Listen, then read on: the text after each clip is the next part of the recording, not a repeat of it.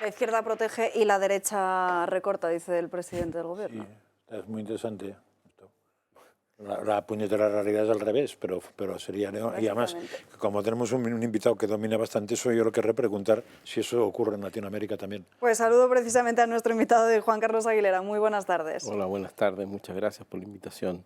Pues adelante esa pregunta de Franca. Es que tú conoces muy bien, bueno, tú eres chileno, conoces muy bien Chile, pero conoces muy bien toda Latinoamérica. ¿Esa frase es verdad en Latinoamérica? ¿La izquierda protege y la derecha recorta?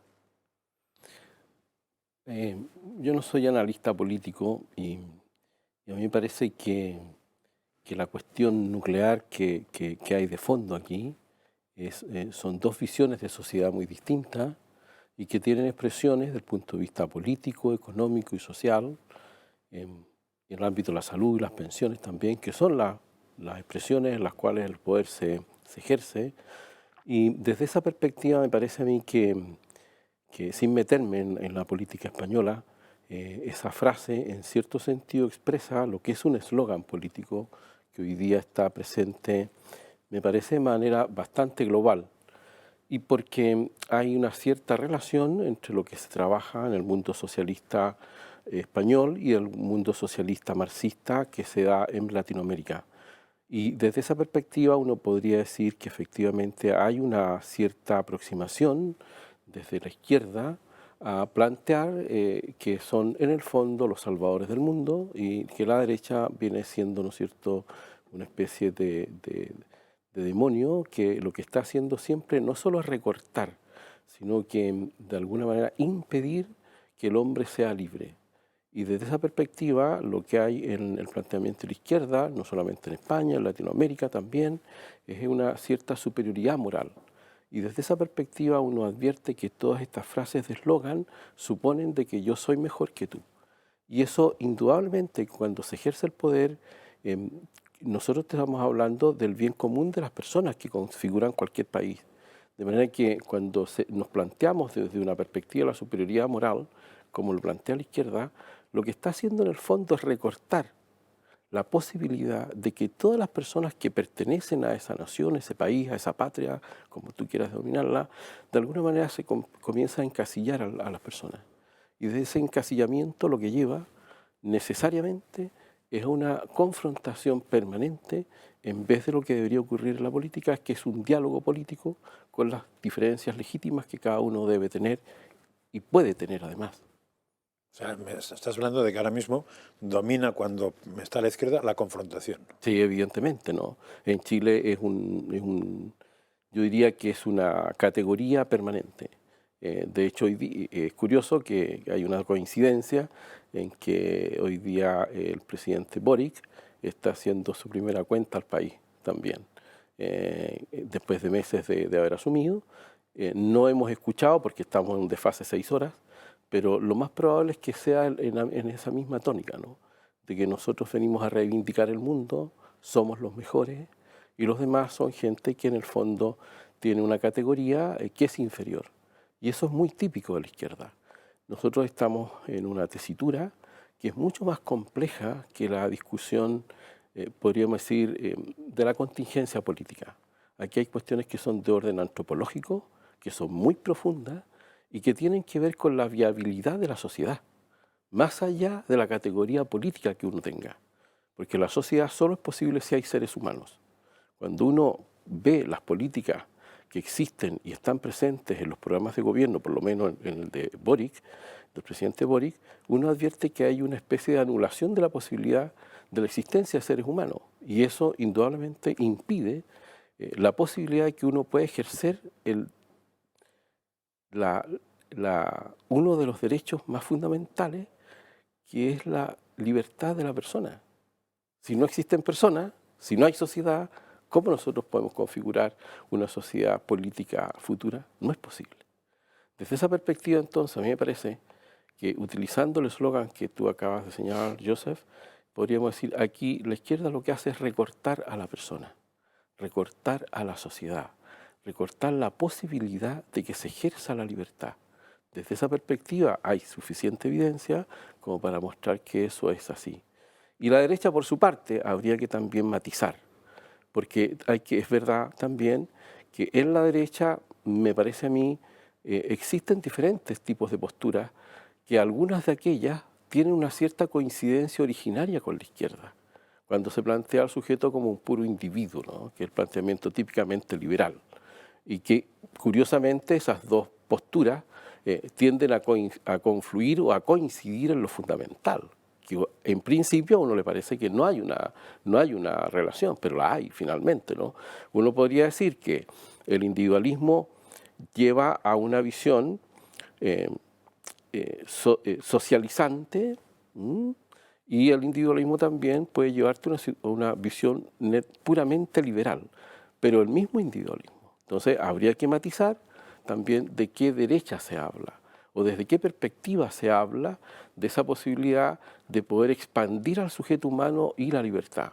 Porque también, si nosotros tenemos una visión puramente individualista de la derecha, va a ocurrir exactamente lo mismo, que vas a terminar, utilizando este eslogan, recortando la posibilidad de la existencia de la sociedad. Porque al final no tenemos nada que ver tú conmigo. Somos simples individuos que en definitiva estamos juntos por una especie de utilidad, pero no por genuina capacidad de nosotros constituir y configurar una sociedad política, que no es construir una sociedad política, es configurar, que son cosas distintas, ¿no?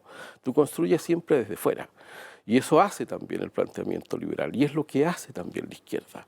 Hablemos de Chile. Cuéntanos Sí. cómo está la situación en el país, porque la imagen de Boric, por lo que estamos viendo en las últimas encuestas y sondeos, está en caída libre. Bueno, efectivamente y nuevamente esa evidencia empírica de que efectivamente Gabriel Boric está teniendo una muy mala, digamos, evaluación por parte de la opinión pública, y eso hay que matizarlo, por lo que yo acabo de señalar. Gabriel Boric, a mi juicio, está terminando una revolución que comenzó el año 1970 con el gobierno de Salvador Allende. ¿Bien? Cuando uno analiza el gobierno de Boric, lo que advierte con esta nueva constitución que se quiere aprobar, en definitiva se está culminando un proceso político que comenzó en 1970 con el gobierno marxista de Salvador Allende, que él en sus 42 medidas planteaba que una de sus medidas era efectivamente una nueva constitución para el país. Lo que hace Gabriel Boric desde el momento en que asume el poder es una especie de reverencia, a veces acrítica, y no a veces, acrítica, y una especie de, como ocurre, ¿no? Que los ídolos, cuando no tiene a Dios presente, los ídolos son de la tierra. Entonces Allende es un ídolo para Boric. Y él dice que en el fondo es su inspirador. Desde esa perspectiva, y para poder responder con una perspectiva un poco más amplia a lo que acabas de señalar respecto de esa bajada en las encuestas, la pregunta es, ¿a mí me importará bajar en las encuestas si lo que yo pretendo, en definitiva, es terminar esa revolución inconclusa que tengo en marcha? Y la respuesta, evidentemente, es no. Porque lo que verdaderamente importa es en este sentido, cambiar Chile, llevar a la sociedad chilena hacia el socialismo. Desde esa perspectiva, entonces, cuando uno analiza esta cuestión de las encuestas, pasa a ser irrelevante el punto de vista de un proyecto que es mayor. En Chile uno podría decir, tuvimos una revolución, la revolución de la democracia cristiana, que desafortunadamente de la raigambre cristiana es muy poca, desafortunadamente, que comienza el 64, y ellos asimismo llamaron la revolución en libertad. Luego viene la revolución de Salvador Allende, que es la revolución de las empanadas de vino tinto, y posteriormente aparece, ¿no es cierto?, el gobierno militar, que es otro tipo de revolución, y ahora tenemos el término de la revolución, que es la de Boris, que es la continuación, a mi juicio, de la anterior. Entonces, de esa perspectiva, la baja en las encuestas no es más que un episodio de algo que a mí me parece que es de mayor envergadura. Pero sí que es cierto que al final estas encuestas plasman la realidad de la calle y que se puede notar que esa sensación de pérdida de libertades y derechos es cada vez más amplia, ¿no? Sí, sí, no, porque en el fondo uno tiene que pensar que nosotros estamos en un escenario que es muy complejo. Lo que importa hoy día son las estructuras, y hay una cierta tendencia en la persona a vivir del bienestar que no es fruto de su propio empeño personal. De manera que muchas veces tú las libertades, entre comillas, puedes tenerlas sojuzgadas, pero tienes tu estómago lleno, por decirlo de alguna manera. Y por lo tanto, en ese sentido, que es lo que hace en Cuba, por ejemplo, o lo hizo la Kirchner en Argentina, en que comienzas a subvencionar prácticamente lo que es la vida cotidiana. Entonces, desde esa perspectiva, cuando tú tienes subvencionada la vida cotidiana, tu capacidad crítica casi se anula, ¿eh? Y por lo tanto, ¿importará tanto la libertad desde esa perspectiva? Y la verdad es que no importa tanto, porque si no, la gente tendría esa capacidad de autogobierno, de poder plantear una visión crítica de la sociedad, y eso no ocurre. De manera que la perspectiva que tú planteas es la razonable y legítima, pero cuando tú consideras a la persona y la anulas desde el punto de vista de esas necesidades básicas, que se las empiezas a proveer, lo que importa es la estructura estatal. Y entre el Estado y la persona no hay sociedad civil, que es en el fondo lo que debería ser la expresión propia de una sociedad política. Así que yo te podría decir, por otra parte también, que el fenómeno de las encuestas es muy relativo. Nosotros tenemos experiencia, tú lo sabes mucho mejor que yo, que hoy día es muy difícil que haya una encuesta que efectivamente pueda determinar la temperatura de la sociedad. Lo tenemos desde Trump, lo tenemos desde Colombia, lo tenemos desde Inglaterra. En cada una de esas elecciones que fueron paradigmáticas, no hubo ninguna encuesta que pudiera acertar lo que iba a ocurrir. En Chile, de alguna manera, también ha ido ocurriendo en forma sistemática.